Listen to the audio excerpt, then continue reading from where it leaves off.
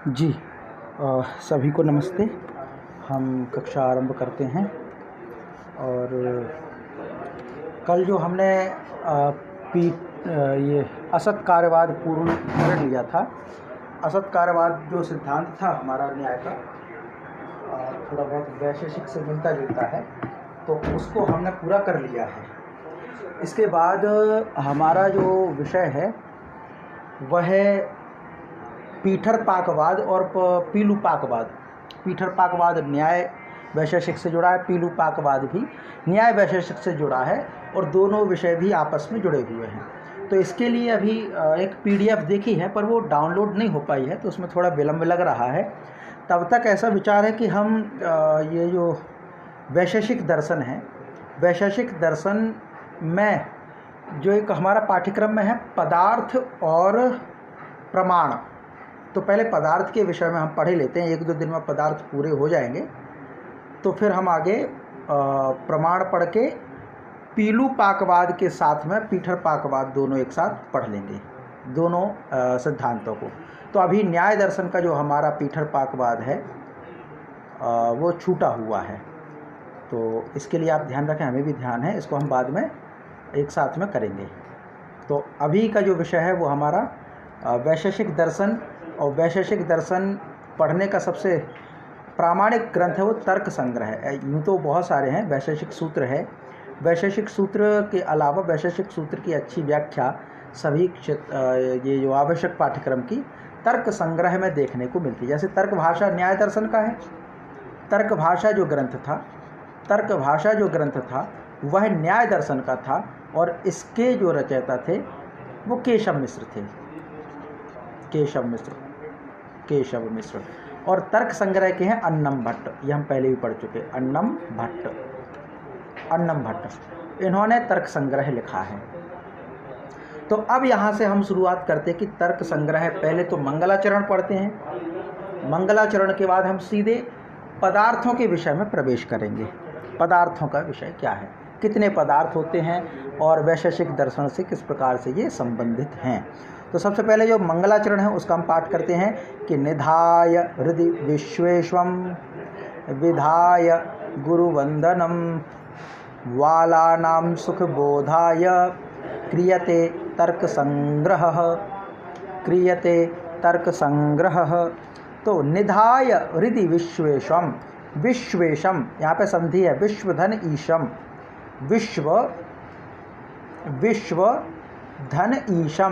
तो हो जाएगा विश्वेशम। विश्व माने संपूर्ण जगत, ईशम माने स्वामी, संपूर्ण जगत के जो स्वामी हैं, ऐसे भगवान शिव को निधाय धारण करके निधाय धारण करके, कहाँ धारण करके, तो हृदय माने हृदय में। तो भगवान शिव जो कि पूरे विश्व के स्वामी हैं, उनको हृदय में धारण करके विधाय गुरुवंदनम,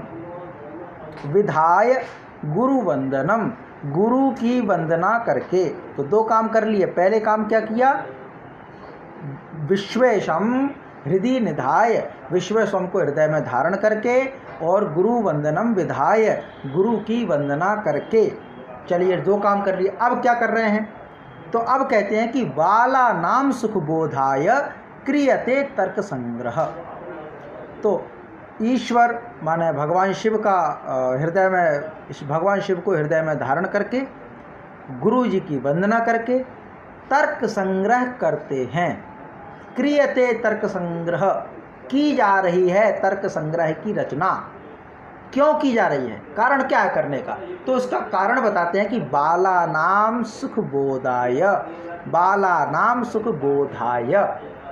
बालकों को सुखपूर्वक दर्शन का ज्ञान कराने के लिए, वैशेषिक दर्शन का ज्ञान कराने के लिए मुझ अन्नम भट्ट के द्वारा तर्क संग्रह की रचना की जा रही है। अच्छा, रचना करने से पहले बोले आपने किसी को स्मरण किया, बोले हाँ, एक भगवान शिव को हृदय में धारण करके, और भगवान अपने जो गुरु हैं उनको प्रणाम करके, तो गुरु वंदनम करके, और जो भगवान शिव हैं उनको हृदय में धारण करके मैं वैशेषिक दर्शन के बालकों को सुखपूर्वक दर्शन का ज्ञान कराने के लिए तर्क संग्रह की रचना कर रहा हूँ। ये जो है मंगलाचरण है तर्क संग्रह का। तो निधाय हृदय विशेषम विधाय गुरुवंदनम बालानाम सुखबोधाय क्रियते तर्क संग्रह, क्रियते तर्क संग्रह। वैशेषिक दर्शन का पाठ्यक्रम अगर देखें तो पाठ्यक्रम में अलग अलग विषय के लिए अलग अलग पुस्तकें उन्होंने सुझाई हैं, लेकिन पदार्थ और प्रमाण के लिए विशेष कोई पुस्तक नहीं सुझाई है कि किस पुस्तक से अध्ययन करना है। तो इसलिए हम सरल पुस्तक है तर्क संग्रह, इससे हम पदार्थ का अध्ययन करते हैं। तो ये गुरु मतलब मंगलाचरण हो गया, मंगलाचरण हो गया, यहाँ से ग्रंथ शुरुआत होती है। तो हम भी भगवान शिव को हृदय में धारण करके और गुरु की वंदना करके, उनको वंदित करके, हम जो है आत्मबोध के लिए हम तर्क संग्रह को जान पाएँ, इसलिए हम इसका पाठ कर रहे हैं। ये भी यहाँ पे मंगलाचरण हमारे लिए होगा। तो ये मंगलाचरण के बाद हम सीधे विषय में प्रवेश करते। तो अभी जो हमारा विषय है वह है पदार्थों का ज्ञान, पदार्थ ज्ञान, पदार्थ ज्ञान। तो पदार्थ ज्ञान क्या है? सप्त पदार्थ इसको कह देते हैं ना, सप्त पदार्थी, 7 पदार्थ हैं। वैशेषिक दर्शन में 7 पदार्थ है। पदार्थ का ज्ञान करना है तो पहले पदार्थ के विषय में पढ़ें, और आप इसके लिए बिल्कुल निष्फिक्र रहिए। YouTube में आपको इसकी अलग अलग प्लेलिस्ट मिल जाएगी। माने जब हम पीठर पाकवाद पढ़ेंगे तो वो न्याय दर्शन के प्लेलिस्ट में शामिल होगा, असत कार्यवाद पढ़ा वो न्याय दर्शन के उसमें शामिल होगा, और जैसे ये पदार्थ पढ़ रहे हैं तो ये वैशेषिक का विषय, इसलिए वैशेषिक वाली प्लेलिस्ट में इसको शामिल कर देंगे। तो अलग अलग आपको दर्शन के अनुसार ये वीडियो देखने को मिल जाए, क्योंकि कुछ सुविधानुसार हम इन विषयों को आगे पीछे करके पढ़ रहे हैं। तो यहाँ पर जो सप्त पदार्थ है उसको हमने पढ़ा। तो सप्त पदार्थ में क्या क्या है? तो ये कहते हैं कि 7 पदार्थ हैं। द्रव्य गुण कर्म सामान्य विशेष संभाय अभाव सप्त पदार्था, सप्त पदार्था। माने द्रव्य है एक, गुण है एक, कर्म है, सामान्य है, विशेष है, संभाव है, अभाव। समवाय और अभाव, समवाय और अभाव। अभाव समवाय तो हम पहले पढ़ चुके, लेकिन एक बार और पढ़ लेंगे, है ना, सामान्य परिचय हो जाएगा। तो ये हमारे 7 पदार्थ है जिनको हमें पढ़ना है। तो पदार्थों के विषय में पता चल गया कि 7 पदार्थ है। सप्त पदार्थाः, कति पदार्थाः? सप्त पदार्थाः। सप्त पदार्थाः कानि कानि? सप्त पदार्थ कौन कौन से हैं? तो पहला आता है द्रव्य। तो पहले द्रव्य के बारे में पढ़ेंगे कि द्रव्य है क्या। फिर आएगा गुण, गुण के बारे में पढ़ेंगे, द्रव्य कितने हैं, गुण कितने हैं, कर्म क्या होता है, कर्म कितने हैं, सामान्य कितने हैं, विशेष कितने हैं, समवाय क्या होता है और अभाव क्या होता है। इन सब को हम पूर्णतः पढ़ेंगे सामान्य परिचय से। ये हो गया। अब पदार्थ सब जो कह रहे हैं, पदार्थ है क्या, पहले पदार्थ को जानो। जब तक आप पदार्थ को नहीं जानेंगे, जब तक आप पदार्थ का ज्ञान नहीं करेंगे तो क्या ही मतलब है कि आपने कितने पदार्थ पढ़ लिए। पहले पदार्थ तो समझें, पदार्थ होता क्या है। हम भी अक्सर बोल देते पदार्थ, पर पदार्थ है क्या। तो पदार्थ के लिए क्या कहेंगे, तो इसको हम विच्छेद करते तो क्या निकलता है, पद, और एक होता है अर्थ। पद अर्थ, पद का जो संबंध है वो पदार्थ है। आपने कोई एक पद लिखा, आपने कोई एक पद लिखा, जैसे मान लीजिए आपने लिखा घट, ये एक पद है, पद माने शब्द है। इसका अर्थ क्या है, इसका अर्थ क्या होगा, क्या कहना चाह रहा है। हम कहें घट लाओ, तो क्या कागज पे लिखा घट हो उसको लेके आ जाओ, नहीं। तो घट का अर्थ क्या है, एक मृतिका पिंड, मिट्टी के पिंड से बना हुआ एक घट, ये घट है। तो ये जो घट है ये क्या है, इस पद का अर्थ है ये, इसलिए ये पदार्थ है, इसलिए ये पदार्थ है, जिसको हमने कोई नाम दिया, पद दे दिया, ऐसा माने जिसका हमने नाम दे दिया, कोई विशेष पद सौंप दिया जिसके लिए वो पदार्थ है। भाई वस्तुएं बहुत सारी हैं, दोनों तर्क से कह सकते हैं। एक तो ये कि पद का जो अर्थ है वो पदार्थ है, हमने कोई लिख दिया, जैसे मान लीजिए हमने सपोज कीजिए कुछ लिख दिया पत्थर, पाषाण, पाषाण एक पद है, तो इसका जो अर्थ होगा वो क्या होगा, पत्थर है ना, शिला। तो शिला जो होगा, पत्थर जो होगा वो क्या होगा, जिससे चोट लग सकती है, तो वो क्या होगा, पाषाण का अर्थ होगा, अर्थात इस पद का क्या होगा, अर्थ होगा। जैसे हमने कहा दूध, दूध क्या है, दूध एक पद है और इसका अर्थ क्या है, गिलास में रखा हुआ कोई एक द्रव्य, लिक्विड, वो दूध है, वो दूध रखा है। तो ये क्या है, इस दूध रूपी पद का अर्थ है, इसीलिए इसको हमने कह दिया पदार्थ। पद का अर्थ पदार्थ। हम अक्सर कक्षा 6वीं से पढ़ते आ रहे विज्ञान में, हिंदी मीडियम में, पदार्थ, पदार्थ की 3 अवस्थाएं, द्रव्य, ठोस, द्रव और गैस। लेकिन अब साइंस कह रहा है कि 2 और हो गए हैं, है ना, एक प्लाज्मा हो गया और एक बॉस आइंस्टाइन कंडेंसेट, 5 पदार्थ हो गए। और हमारा दर्शन तो कब से कह रहा है कि 5 पदार्थ तो वो है, मतलब भूमि, मतलब जो पृथ्वी है, जल है, अग्नि है, वायु है, आकाश है, 5 तत्व की तो व्याख्या हमारे यहाँ पर चल ही रही है। तो जो 5 तत्व की व्याख्या चले, उसी पदार्थ को इन्होंने स्वीकार किया कि ठोस है, द्रव्य है, गैस है, प्लाज्मा है, बॉस आइंस्टाइन कंडेंसेट है। इस प्रकार से 5 पदार्थ स्वीकार करता है, जो 5 तत्व हम मानते हैं। तो पदार्थ का सीधा सा अर्थ है जो हमें समझ में आता, पदस्य अर्थ पदार्थ। पद का जो अर्थ है, पद से जो आप समझते हैं, जो अर्थ समझते हैं, वो पदार्थ है। गाय नाम दिया आपने, गाय रूपी पद का क्या अर्थ है, एक चौपाया जानवर, तो वो पदार्थ है, ऐसा।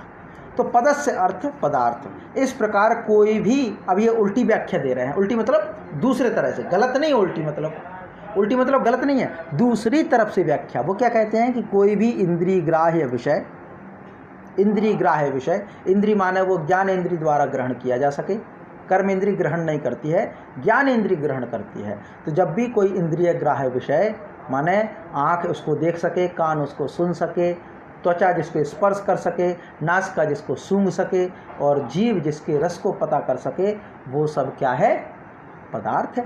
उसको नाम भी तो दिया जा सके, कोई पद दे सके, वो पदार्थ है। सब आ गया इसमें, वही व्याख्या जो हमने कह दिया। हमने थोड़ा उसको शब्द को विश्लेषित कर दिया कि पद माने क्या होगा, एक शब्द, और अर्थ माने उसका जो मीनिंग हो। और इन्होंने कह दिया कि जो इंद्रिय ग्राह्य हो, तो भाई जो हम बता रहे वो भी तो इंद्रिय ग्राह्य है। हमने दूध बताया वो इंद्रिय ग्राह्य है, घड़ा बताया वो भी इंद्रिय ग्राह्य है, पत्थर बताया वो भी इंद्रिय ग्राह्य है। तो जो कुछ भी दिखाई दे रहा है वो इंद्रिय ग्राह्य है, इसलिए वो पदार्थ है। उसके लिए एक विशेष पर्टिकुलर कोई वर्ड दिया जा सकता है, ये इसका अर्थ है। पदार्थ से अभिप्राय न्याय वैशेषिक के अनुसार, तो न्याय वैशेषिक दर्शन द्वारा स्वीकृत संसार के मूलभूत घटक, जिनके आधार पर समस्त संसार के स्वरूप एवं स्वभाव की व्याख्या की जा सकती है, वो पदार्थ है। इस प्रकार दार्शनिक परंपरा में अद्वैत वेदांत एकत्ववादी है, तो सांख्य द्वैतवादी, तो न्याय वैशेषिक 7 मूल तत्व को मानने के कारण बहुत्ववादी है। अब इसमें देखिए क्या, इन्होंने बहुत सारे दार्शनिक परंपरा को लिया है, चूँकि न्याय से जोड़ना है, इसलिए कहीं कोई आपको डाउट हो, कुछ प्रश्न समझ में ना आ रहा हो, कुछ पॉइंट, तो आप बताइएगा, तो उसको मैं अपनी ओर से कोशिश करूँगा कि उसको विश्लेषित करने का प्रयास करूँ। तो यहाँ पे जो है क्या कहा उन्होंने, 3 दर्शनों की बात बताई। अद्वैत, एक है अद्वैत। अद्वैत का मतलब क्या है, अद्वैत, द्वैत माने 2, अद्वैत माने दूसरा ना रहे। अद्वितीय कह देते ना, अद्वितीय, अद्वितीय माने कोई दूसरा ना हो, वो अद्वितीय। तो ऐसे ही है अद्वैत। अद्वैत माने जो दूसरे का अस्तित्व ना स्वीकार करे, वो अद्वैत है। लेकिन हमने बड़े बड़े आचार्यों को देखा है, अद्वैत के नाम पर व्याख्यान करने वाले आचार्य भी व्यवहार में द्वैत को स्वीकार करते हैं, द्वैत को स्वीकार करते हैं, लेकिन दर्शन जो है वो अद्वैत। तो अद्वैत माने जो एक को माने, दूसरा ना हो, तो इसलिए उनको क्या कह दिया, एकत्ववादी। एकत्ववादी माने वो एक का ही वाद स्वीकार करते। वो कहते हैं ईश्वर की ही सत्ता संपूर्ण जगत में व्याप्त है, जो कुछ दिखाई दे रहा है यत् किंचित, वो सब ईश्वर की ही सत्ता है। तुलसीदास जैसी दृष्टि के सिया राम मैं सब जग जानी, करहूँ प्रणाम जोरी जुग पानी। मुझे तो संपूर्ण जगत में सिया राम दिखते हैं, और जब आपकी दृष्टि सिया राममय वाली हो जाती है, सिया राममय सब जग जानी वाली दृष्टि हो जाती है, तब आप कह पाते कि बंदों संत असज्जन चरणा। तब आप संत के साथ साथ असज्जन व्यक्ति के भी चरणों की वंदना करना स्वीकार कर देते हैं, क्योंकि फिर उस असज्जन व्यक्ति में भी आपको हित दिखाई देने लगता है, और उस असज्जन व्यक्ति में भी आपको ईश्वर की एक लीला दिखाई देती है। तब आप कह पाते कि वंदऊ संत असज्जन चरणा, मैं सज्जन संत लोगों के भी चरणों की वंदना करना चाहता हूँ और असज्जन लोगों की भी वंदना करना चाहता हूँ। आप देखिए श्री रामचरितमानस में ये वंदना लिखी गई है, तुलसीदास जी ने स्पष्ट लिखा है। कब कर पाते? जब हम एकत्ववादी हों, एक को ही माने, एक को ही माने। ये आम जनता मतलब समाज से ये अलग ऊंची बात है कि हम एक को ही माने। तो अद्वैतवादी है वो एकत्ववादी है, एक को ही मानते, दूसरे का अस्तित्व स्वीकार नहीं करते। सांख्य जो है वो द्वैतवादी है क्योंकि ये दो को मानता है। दो कौन कौन? एक प्रकृति और एक पुरुष, एक प्रकृति और एक पुरुष, तो ये द्वैतवादी हो गया। अद्वैत एक को ही मानता है इसलिए एकत्ववादी, सांख्य दो को मानता है इसीलिए द्वैतवादी हो गया। अच्छा बोले न्याय वैशेषिक आदि, ये कौन है? न्याय और वैशेषिक ये कितनों को मानता है? ये कितनों को मानता है? तो ये तो 7 को मानता है। सप्त पदार्थ स्वीकार करता है न्याय वैशेषिक, सप्त पदार्थ स्वीकार करता है, इसलिए क्या हो गया ये? इसलिए बहुत्ववादी हो गया, बहुत्ववादी। अच्छा, दो को बहुत्व नहीं कहा, एकत्व तो एक समझ में आ गया। जो द्वैत है उसको बहुत्व क्यों नहीं कहा? सिंगुलर है, प्लूरल है।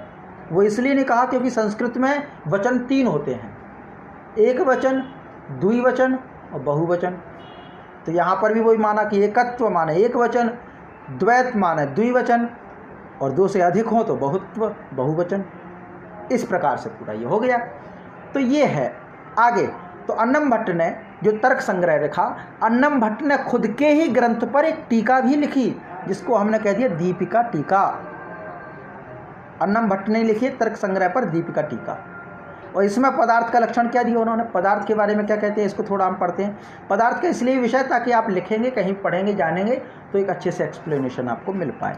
पदार्थ क्या है? तो पदस्यार्थ,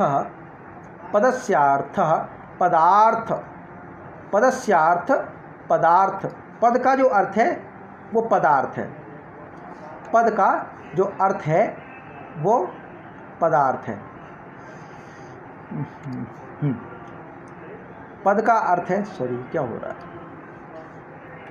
चलिए बिना हाईलाइट करके देखते हैं।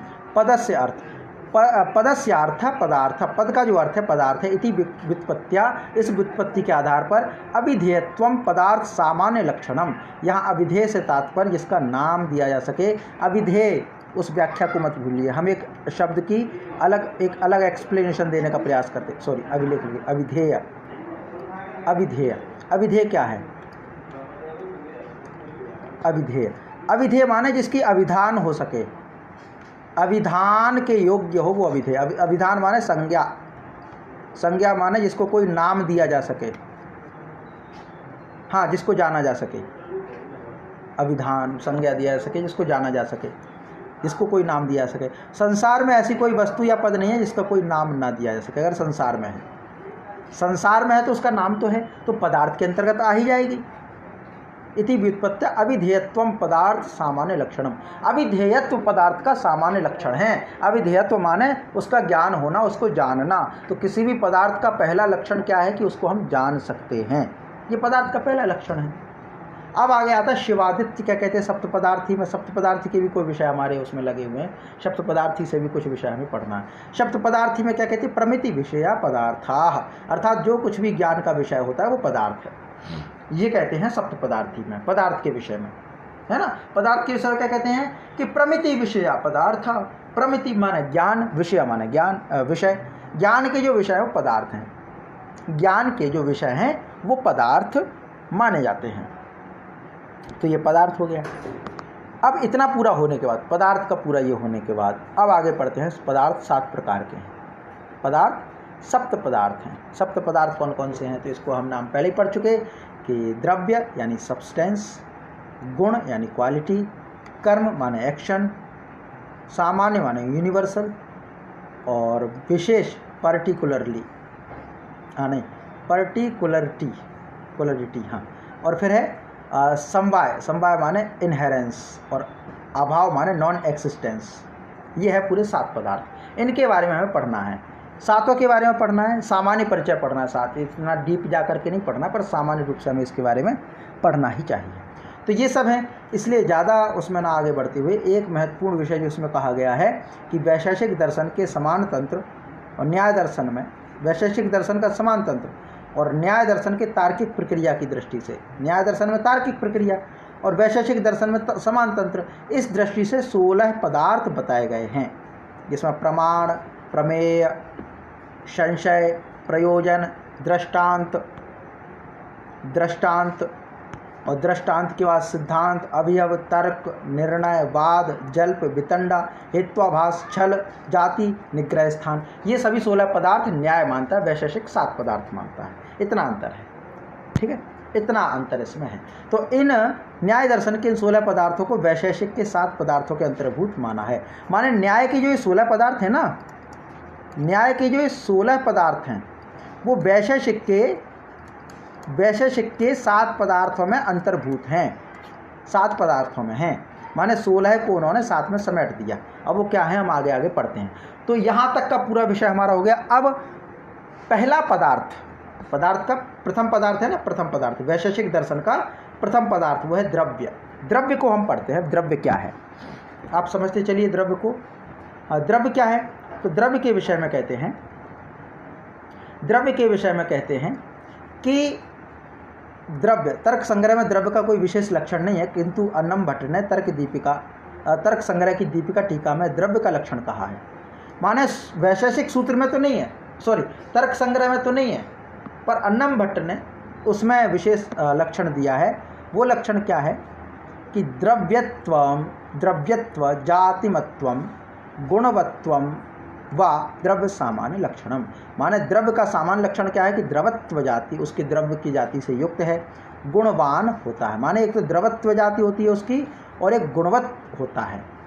द्रव्य की अपनी एक जाति यानी जन्म से उसकी एक पहचान है और कुछ उसके गुण हैं, तो इस आधार पर जो है वह द्रव्य कहलाता है ना। ये सामान्य परिचय हो गया इसमें। वैशेषिक सूत्र में महर्षि कणाद ने द्रव्य को क्रिया और गुण से युक्त समवाय कहा है। तो अभी तो था अन्नम भट्ट का तर्क संग्रह। अब यहाँ पर जो है अगली जो व्याख्या है वैशेषिक सूत्र की है द्रव्य के विषय में क्या कहते हैं कि क्रिया गुणवत् समवाय कारणम मिति द्रव्य लक्षणम। क्रिया और गुणवत् समवाय कारणम, क्रिया और गुण का जो समवाय कारण है, समवाय कारण माने एक असमवाय कारण पढ़ा था, एक समवाय एक निमित्त पढ़ा था। समवाय कारण माने तंतु, याद कीजिए तंतु और वस्त्र। तो वस्त्र के लिए जो तंतु जरूरी है ना, ये समवाय कारण था जो समान रूप से व्याप्त हो, समवाय। वैसे ही कह दिया कि द्रव्य में क्या होता है, एक तो क्रिया और एक गुण, क्रिया और गुण दोनों समान रूप से व्याप्त रहते हैं, इसीलिए इसको समवाय कहा गया है।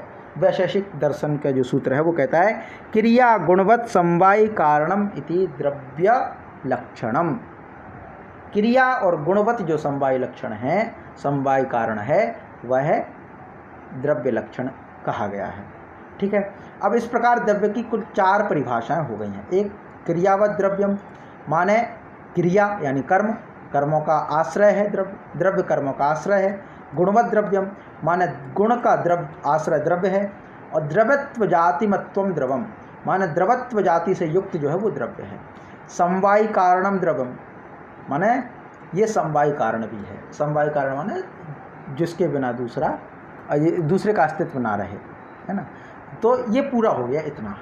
अब इसमें और कोई विशेष हमें आवश्यक नहीं लग रहा है। अब सीधे हम द्रव्य के 9 द्रव्यों को पढ़ेंगे। द्रव्य का है ये, है ना, सिर्फ नाम पढ़े लेते हैं, ज़्यादा अगर आपको लगे तो डीपली पढ़ें, पर ज़्यादा विशेष डीपली आवश्यक नहीं, क्योंकि आयुर्वेद में इतना अगर डीपली है तो आप वैसा निर्देश करें तो हम विस्तार से भी पढ़ लेंगे इस विषय को।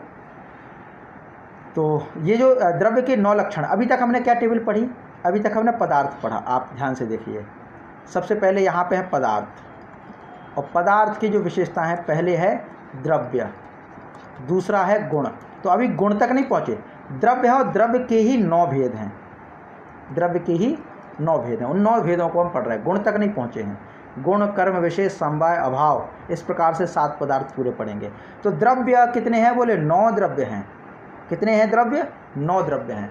कौन कौन से? तो आप देखिए, तत्र द्रव्याणि पृथ्वी अप्य तेज वायव आकाश काल दिकात्म मनांसि नवैव। नवैव 9 ही द्रव्य होते हैं। तत्र द्रव्याणि माने उन द्रव्यों में पृथ्वी अप, पृथ्वीप्त अप माने पृथ्वी है, पृथिव्य अप ऐसे है, माने पृथ्वी एक, दूसरा है अप माने जल है ना, अप पृथ्वी अप। फिर उसके बाद क्या है? तेज माने अग्नि, पृथ्वी अप तेज, वायु आकाश, वायु और आकाश, वायव आकाश 5 हो गए। पृथ्वी अप तेज वायु आकाश काल आत्म दिक् मनांसि नवैव। काल दिक् और फिर आत्म और मन, ये तो 5 ये 9 ये तो हो गया 9 4 ये 5 ये 4 ये 9 हो गए। तो पृथ्वी अप तेज वायु आकाश काल दिक् आत्मा मन, आत्मा और मन, ये 9 प्रकार के द्रव्य हैं। 9 प्रकार के द्रव्य हैं। तो 9 प्रकार के द्रव्य में कुछ हैं जो भौतिक रूप से उपस्थित होते हैं, कुछ होते हैं जो सूक्ष्म रूप में रहते हैं, अर्ध भौतिक अवस्था में भी कुछ रहते हैं। इस प्रकार से माने इन गुणों में प्रथम 5 तो भौतिक पदार्थ हैं। भौतिक जगत पंच तत्व से बना है। काल और दिक्, दिशाएं और काल अर्ध भौतिक हैं। दिशाएं और काल माने समय और डायरेक्शन, टाइम एंड डायरेक्शन, ये जो है वो अर्ध भौतिक द्रव्य हैं, आदि भौतिक मान सकते हैं इनको। और आत्मा एवं मन, ये तो नितांत अभौतिक पदार्थ है, अभौतिक पदार्थ है ऐसा। तो इस प्रकार से पूरा ये होता है। तो वैसे द्रव्य हैं 9 प्रकार के हो गए। सीधे हम आगे बढ़ते हैं, पृथ्वी को समझते हैं, पृथ्वी क्या है ना। इन 9 को हम थोड़ा थोड़ा परिचय कर लेते हैं, फिर आगे बढ़ते हैं। तो पृथ्वी क्या है? पृथ्वी तो अब देखिए पूरे सीक्वेंस ध्यान रखिए। हम पदार्थ पढ़े, पदार्थ में सबसे पहले द्रव्य, और द्रव्य 9 प्रकार के। तो 9 प्रकार के द्रव्यों में पहला द्रव्य है पृथ्वी। अब पृथ्वी के बारे में क्या कहा गया है? तो पृथ्वी गंधवती पृथ्वी। पृथ्वी जो है वो कौन सी है? गंधवती है। यहाँ पे देखिए पृथ्वी कैसी है? गंधवती है। गंधवती माने गंध, स्मेल, ये पृथ्वी का गुण है। ये इसीलिए कहा गया पृथ्वी गंधवती। पृथ्वी गंधवती। अब ये 2 रूप में होती है, उतना ज़्यादा डिटेल में पढ़ने की आवश्यकता नहीं, इतना पर्याप्त है कि द्रव्य के रूप में यह है। तो पृथ्वी गंधवती, गंध देने वाली पृथ्वी है, ये ध्यान रखिए, गंध देने वाली पृथ्वी, इसीलिए गंधवती। ठीक है, इसको हम सीक्वेंस में और पढ़ेंगे तो अच्छे से होगा। आकाश से अगर पढ़ते तो और अच्छे से रहता, लेकिन ठीक है उल्टा चल रहे हैं। तो पृथ्वी, इसमें गंध है, ठीक है, इसीलिए गंधवती पृथ्वी, एक परिचय। इसके बाद आगे दूसरा परिचय आएगा। पृथ्वी के बाद 9 द्रव्यों में परिगणित द्वितीय द्रव्य क्या है? अप माने जल। तो एक पृथ्वी हो गया, जल का क्या है? जल है शीत स्पर्शवत्यापः।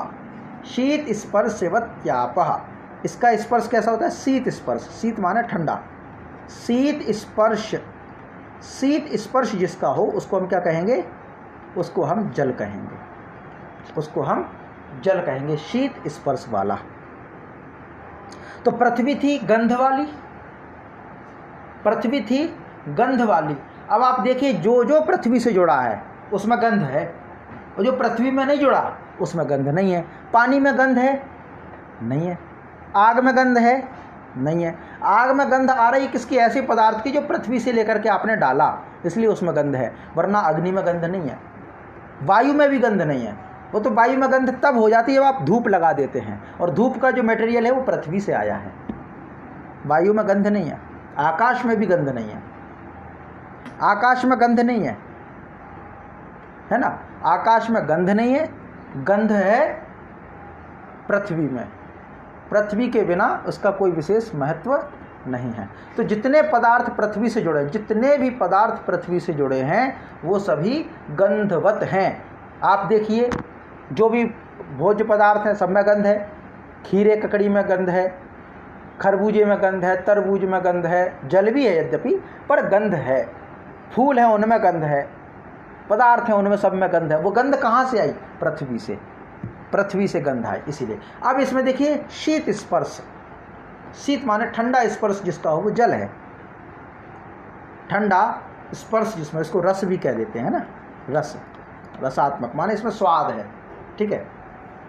अब शीत स्पर्श, ये परिभाषा है जल की।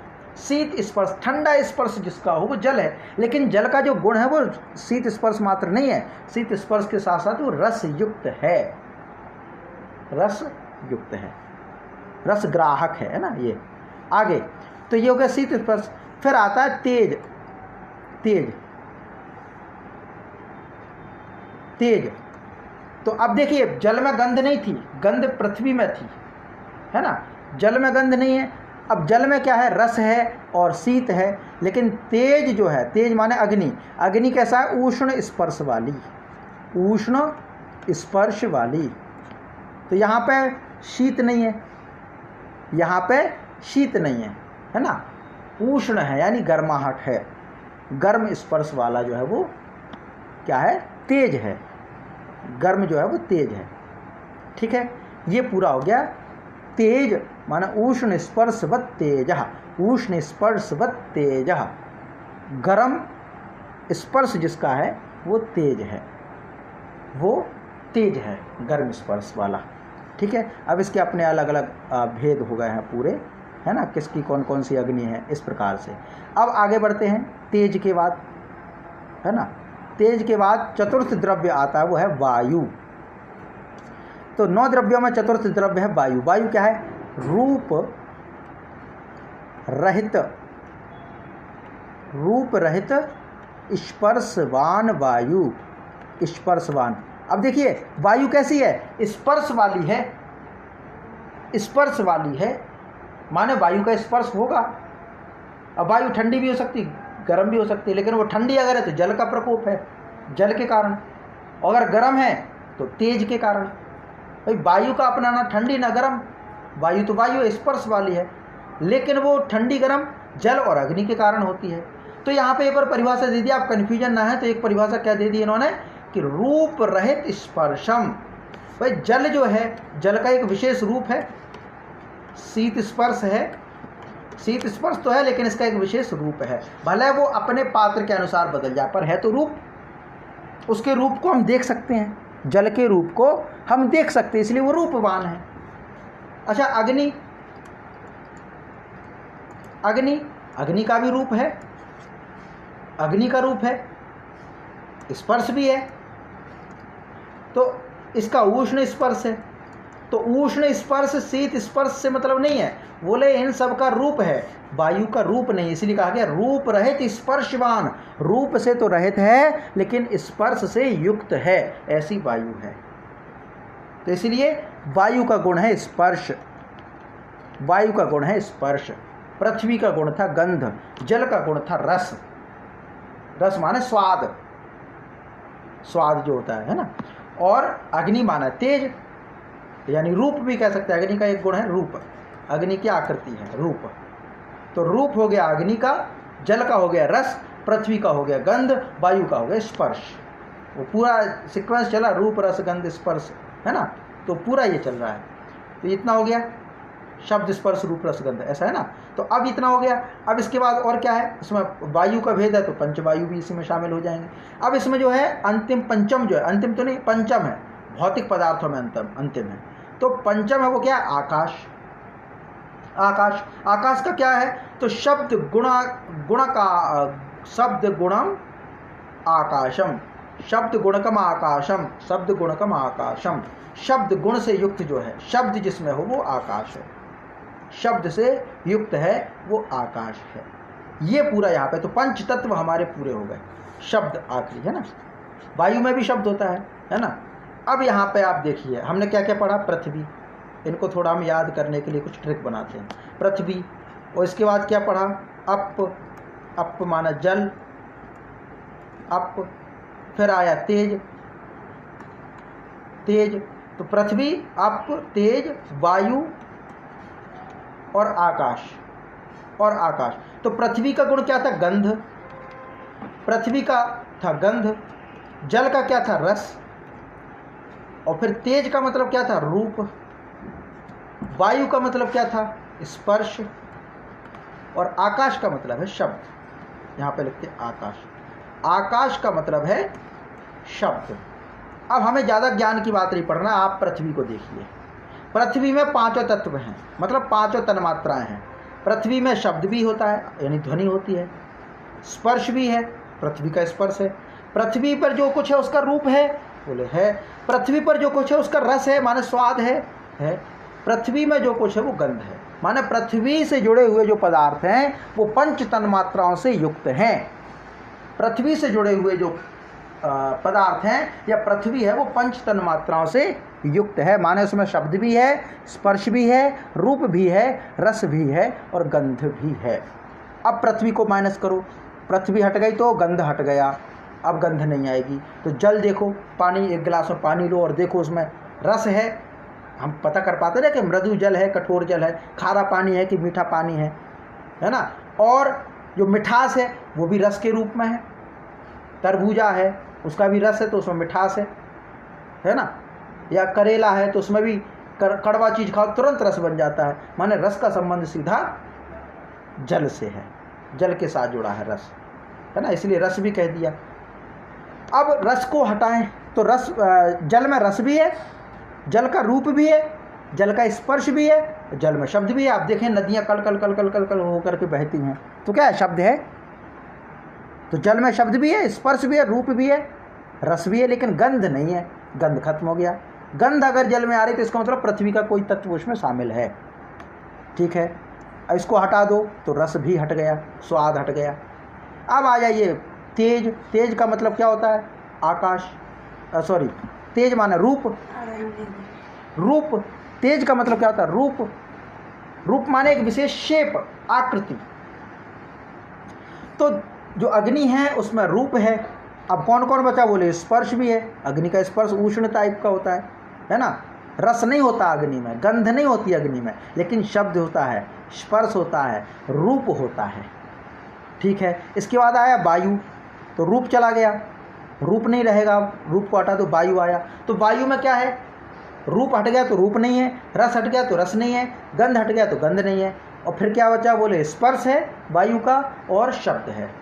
वायु की भी आवाज़ होती है, हवा चले तो आवाज़ आती है एक विशेष प्रकार की। हालांकि वो कुछ माध्यम होता है हवा का, कुछ कहीं ना कहीं पत्थर, पेड़, कुछ ऐसा वातावरण बनता है तो आवाज़ आती है। लेकिन कई बार आपने एक विशेष प्रकार की आवाज़ भी महसूस की होगी जब हवा चलती है, बिना किसी, यानी पत्ते वगैरह की आवाज़ नहीं आ रही, पेड़ की आवाज़ नहीं है, लेकिन एक विशेष प्रकार की आंधी की आवाज़ आती है। तो हो गया वायु शब्द के साथ। अब आता है आकाश। तो सब हट गया, गंध नहीं है आकाश में, रस नहीं है आकाश में, रूप नहीं है आकाश का, स्पर्श नहीं है आकाश का, लेकिन शब्द है। आकाश में शब्द गमन करता है, शब्द को लाने ले जाने का काम आकाश करता है। तो ये 5 तत्व हमने पढ़ लिए। आकाश का गुण है शब्द गुणकम आत्म आकाशम, शब्द गुणम आकाशम, माने शब्द गुण से युक्त जो है वो आकाश है। इतना हो गया। तो 5 तत्व हमने पढ़ लिए। अब 4 तत्व और बचे, उनको हम पढ़ते हैं। 4 तत्व कौन कौन से बचे हैं? 4 तत्व में है, आप देखिए, 9 द्रव्यों में परिगणित 8वां द्रव्य है, वो है काल। तो काल, काल का मतलब क्या है? तो काल मतलब होता है अतीत आदि व्यवहार हेतु काल। अतीत आदि व्यवहार हेतु काल। अतीत आदि का व्यवहार होता है। अतीत माने भूतकाल, अतीत और फिर वर्तमान, अतीत माने भूतकाल कह देते हैं, और भविष्य।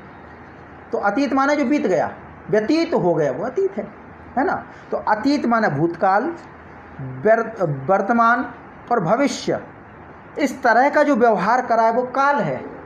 मान लीजिए हम काल को ना माने तो क्या हम ये मान पाएंगे कि भूतकाल बीत गया, कल मैंने क्या किया था? जब आप बात करेंगे कल क्या हुआ था, कल क्या होगा, माने आज क्या हो रहा है, कल क्या हुआ था, कल क्या होगा। तो इस तरह का जो व्यवहार हम करें, अरे कल मुझे यहाँ जाना है, कल मुझे ये काम करना है, कल मैंने ये काम किया था, आज मैंने ये काम किया था। जब हम ये बात कर रहे हैं तो कैसा व्यवहार कर रहे हैं हम? समय के अनुरूप व्यवहार कर रहे हैं। तो अतीत आदि के आधार पर व्यवहार कर रहे हैं ना हम। हमारा व्यवहार अतीत आदि के रूप में हो रहा है। अतीत आदि का मतलब अतीत वर्तमान और भविष्य के रूप में हो रहा है। तो जब अतीत वर्तमान और भविष्य आदि का व्यवहार हो तो वो काल के कारण है। तो अतीत का जो कारण है वो काल है, वर्तमान का जो कारण है वो काल है, भविष्य का जो कारण है वो काल है। काल के आधार पर ही हमने इसको बांटा है। काल ना हो तो बांटने का कोई मतलब ही नहीं है। बांटा क्यों गया है? बोले काल के आधार पर। काल के आधार पर, काल ही तो है जो 3 विभाग में बटा है, एक जो चल रहा है, एक जो आने वाला, एक जो बीत गया, ऐसे तो है। तो किसी भी स्तर पर हम अतीत आदि का व्यवहार करें, अतीत आदि का व्यवहार करें, वो काल है, वो काल के अंतर्गत आता है। अब है स्थिति और उत्पत्ति, स्थिति, विनाश, उपाधि त्रय से युक्त होता है, वह काल है। माने एक तो उत्पत्ति हुआ, फिर स्थिति भी है इसकी, और विनाश भी होगा। तो किसके कारण होता है? तो इस सब का जो हेतु है उपाधि त्रय से युक्त है, वो काल है। माने किसी भी वस्तु की उत्पत्ति करने वाला काल, किसी वस्तु की उत्पत्ति करने वाला काल, उसकी स्थिति का कारण काल, और उसके विनाश का कारण काल। इसलिए महाकाल की बात हम करते हैं। माने बनाने वाला भी वो है, संचालित करने वाला भी वो है, और नष्ट करने वाला भी वो है। माने उत्पत्ति काम ब्रह्मा जी का, तो जो ब्रह्मा जी का काल करे, मतलब कार्य करे। स्थिति माने संभालने का काम, पालन करने का काम विष्णु जी का, और विनाश करने का भगवान शिव का। भगवान शिव तो प्रसिद्ध है विनाश के लिए। तीसरा नेत्र। तो ये ब्रह्मा विष्णु महेश, ये समय की 3 अवस्थाएं हैं, और ये सब किस में बंधे हैं? काल में बंधे हैं। ये सभी किस में बंधे? काल में। ये काल के तो रूप हैं। इसीलिए कह दिया कि भगवान शिव महाकाल, क्योंकि विनाश करने वाले। विष्णु जी भी काल का रूप है, ब्रह्मा जी भी काल का रूप है। ये 3 उपाधियों से युक्त होता है। उत्पत्ति की उपाधि भी इसमें है, विनाश की उपाधि भी इसमें, और स्थिति की उपाधि भी इसमें, इसलिए काल है ना। अब काल के विषय में बहुत सारी व्याख्याएं, परिभाषाएं आपको मिल जाएंगी, लेकिन काल के बाद एक जो विषय वह है दिशा, यानी दिक्। दिक् माने दिशा। दिशा क्या है? तो प्राच्यादि व्यवहार हेतुर्दिक्। प्राच्यादि व्यवहार हेतुर्दिक्। प्राच्य माने पूर्व, प्राची। प्राची, प्राची का मतलब होता है पूर्व, ऐसे है ना। तो पूर्व आदि का व्यवहार करें भाई। जैसे जो बीत गया, चल रहा है, आने वाला समय, ये काल का प्रतीक होता है। वैसे ही पूर्व दिशा, पश्चिम दिशा, उत्तर दिशा, दक्षिण दिशा, ऊपर की दिशा, अधो दिशा, ऊर्ध्व दिशा, अधो दिशा, तो ऐसी 10 दिशाएं हैं। तो इस तरह का जो व्यवहार है वो क्या है? वो दिशाएं हैं। तो प्राच्य आदि व्यवहार हेतुर्दिक्, यानी हम जो व्यवहार करते हैं कि ये पूरब में सूर्य उगता है, पश्चिम में अस्त होता है, उत्तर की ओर सिर करके ना सोएं, दक्षिण की ओर सिर करके सोएं, या वास्तु के नियम बनाते ये काम उत्तर में करें, ये काम दक्षिण में करें। तो दिशाओं का ध्यान रख कर के जो व्यवहार करें वो दिशा है। पूर्व, पश्चिम, उत्तर, दक्षिण का विचार करके जो काम करे वो दिशा है। अन्नम भट्ट ने दिशा को एक सर्वव्यापक और नित्य कहा है ना। अब यहाँ पर जो है दिशाओं के नाम इन्होंने दिए हैं, इनके कुछ देवता हैं, अपर नाम भी दिए गए हैं। तो ये 10 दिशाएं कौन कौन सी है? तो बोले पूर्व, पश्चिम, उत्तर, दक्षिण, ये 4 हैं। उत्तर पूर्व एक कोण बन गया, ईशान कोण बन गया। उत्तर पश्चिम वायव्य कोण बन गया। दक्षिण पश्चिम नैऋत्य कोण बन गया, और दक्षिण पूर्व आग्नेय कोण बन गया। ऊर्ध्व ब्राह्मी के, और नीचे अधो नागलोक, ऐसे। तो ऊर्ध्व, अधो, पूरब, पश्चिम, उत्तर, दक्षिण, तो हो गया 4 दिशाएं और हैं। तो इस प्रकार से पूरी 10 भेद हैं किसके?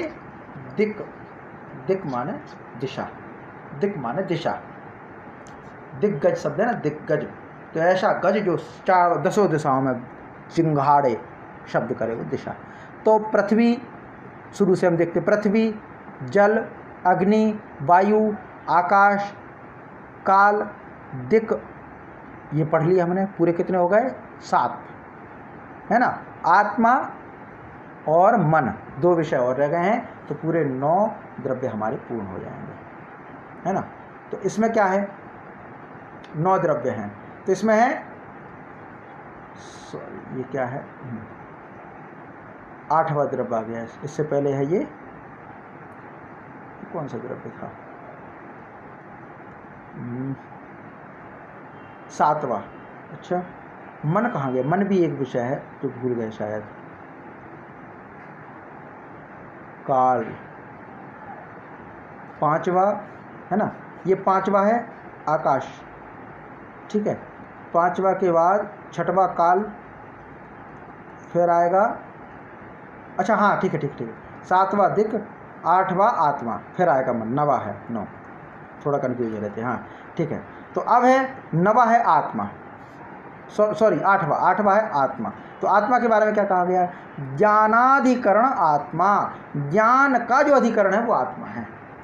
अधिकरण, अधिकरण का मतलब क्या होता है, आधार, है ना, आधारोधिकरण, आधारोधिकरण, आधार जो होता है वो ज्ञान का जो आधार है वो आत्मा है। आत्मा सबसे ज़्यादा ज्ञान वाली, ज्ञानवान जो है वो आत्मा है ना। तो आत्मा, ज्ञानाधिकरण आत्मा, ज्ञान का जो अधिकरण है, ज्ञान का जो अधिकरण है वो आत्मा है। माने आत्मा जो है ज्ञान से संबंधित है, सबसे ज़्यादा ज्ञानी आत्मा है ना। तो आत्मा का अनुसरण करके मन संसार से दूर होता है, आत्मा का अनुसरण करता है। तो आत्मा ज्ञानी इसलिए कहा गया ज्ञानाधिकरण आत्मा, ज्ञान का अधिकरण है वो आत्मा है। जीवात्मा और परमात्मा भेद से वह दो प्रकार का होता है, एक होता है जीवात्मा, एक होता है परमात्मा। परमात्मा जो है वो ईश्वर है, सर्वज्ञ है, एक है। ईश्वर है, इसको हम ईश्वर कहते तो परमात्मा है।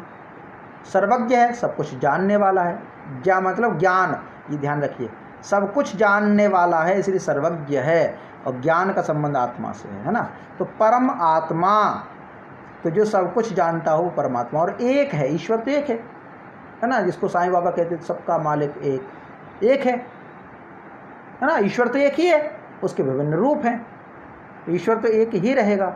आगे आता है जीवात्मा, तो ईश्वर परमात्मा के तीन गुण हो गए, ईश्वर है, सर्वज्ञ है और एक है। लेकिन जीवात्मा, तो जीवात्मा कैसा होता है, तो प्रत्येक शरीर में अनेक अनेक अलग अलग प्रकार की जीवात्मा है। विभू माने वह आत्मा सर्वव्यापक है और नित्य है। जीव आत्मा में से जीव हट जाएगा, लेकिन आत्मा तो नित्य है। इस प्रकार से आत्मा, इस पूरा वर्णन है ना। तो ये आत्मा का विषय पूरा हुआ। आत्मा के बाद आता है मन, और मन के विषय में क्या कहते हैं आप देखिए। मन के विषय में कहा गया है 9 द्रव्यों में परिगणित अंतिम द्रव्य है वह है मन। तो मन के विषय में क्या कह दिया कि उपलब्धि साधनम इंद्रियम मनः, सुख आदि की उपलब्धि का साधन इंद्रिय ही मन है। वह प्रत्येक आत्मा के साथ नियम से रहने के कारण अनंत परमाणु रूप और नित्य हो जाती है। तो इसमें क्या कहेगा, सुखादि उपलब्धि, सुख आदि की उपलब्धि का जो साधन है, साधन इंद्री जो है, साधन इंद्री माने ऐसी साधन के रूप में, जो इंद्री माने साधन ही होता है भाई, इंद्री तो टूल है ही, साधन है ही, करण है ही। करण कहते हैं इंद्रियों को, इंद्रियों को करण कहते हैं। तो साधन भी तो इंद्री है। तो मन कैसी इंद्री है, बोले मन वो इंद्री है जो सुख दुख आदि का उपलब्धि कराए। सुख का अनुभव मन में ही होता है, फिर वह आत्मा की ओर बढ़ता है। सुख प्राप्त करके मन आत्मा की ओर बढ़ता है ना। तो सुख आदि उपलब्धि, सुख आदि की उपलब्धि मन के द्वारा होती है। ये इसलिए उसको कहा गया सुखाद्य उपलब्धि साधनम इंद्रियम मन। सुख आदि की उपलब्धि का जो साधन इंद्रिय है वो मन है। सुख आदि की उपलब्धि जिस साधन से हो वह मन है। ये पूरा हो गया। मन एक तो अनंत विशेषता वाला, एक परमाणु रूप वाला, एक नित्य, ये है।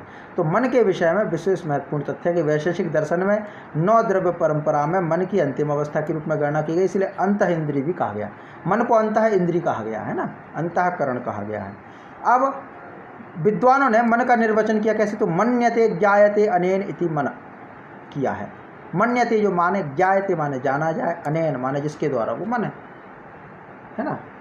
दीपिका टीका में अन्नम भट्ट कहते हैं स्पर्श रहित्वे सति क्रियत्वम, अर्थात जो स्पर्श रहित रहते हुए भी क्रियावान रहे वो मन है।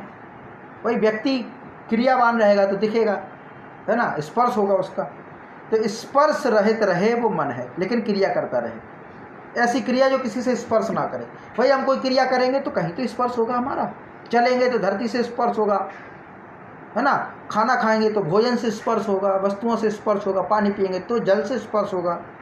तो कुछ भी क्रिया कर लो स्पर्श तो रहेगा। भौतिक जगत शरीर का तो स्पर्श रहेगा ही, लेकिन मन एक ऐसा है जो स्पर्श तो है, लेकिन वो स्पर्श कैसा है, वो स्पर्श रहित क्रियावान है। माने मन क्रिया तो करता है, एक्टिविटी तो करता है, लेकिन स्पर्श से रहित होकर के वो बिना टच किए स्पर्श क्रिया करता है, इसलिए मन है।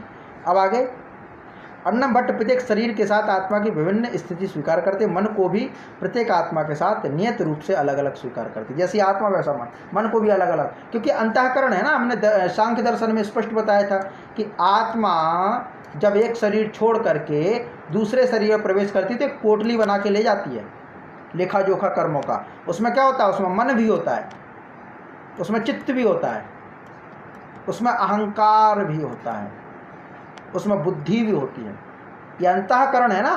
तो अंतःकरण सीधा जीव बन करके दूसरे शरीर में प्रवेश करता है और चित्त के माध्यम से उसके पूर्व जन्मों का कर्म इकट्ठा रहता है, फल, कर्मों का फल इकट्ठा रहता है, वो अगले जन्म में भोगना पड़ता है। ये है पुनर्जन्म, पूर्व जन्म की पद्धति, पुनर्जन्म की प्रक्रिया।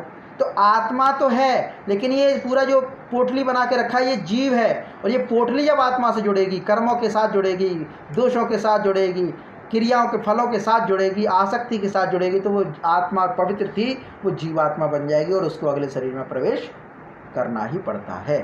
और बार बार प्रवेश करना पड़ेगा, बार बार प्रवेश करना पड़ेगा, जब तक कि ये अंतःकरण की पोटली जीव आत्मा में से, जीव की जो पोटली जब तक समाप्त नहीं होगी, तब तक उसको बार बार जन्म लेना ही पड़ेगा। ये हमारा पूरा विषय आज संपूर्ण होता है, जिसके बारे में अभी हमने पढ़ा द्रव्य के बारे में पढ़ा पूरा हमने। द्रव्य 9 द्रव्य कौन कौन से, तो पृथ्वी, जल, अग्नि, वायु, आकाश, काल, दिक्, आत्मा, मन, इस प्रकार से पूरे 9 प्रकार के द्रव्य हमने पढ़ लिए। तो आज की कक्षा को हम यहीं पे विराम देते हैं।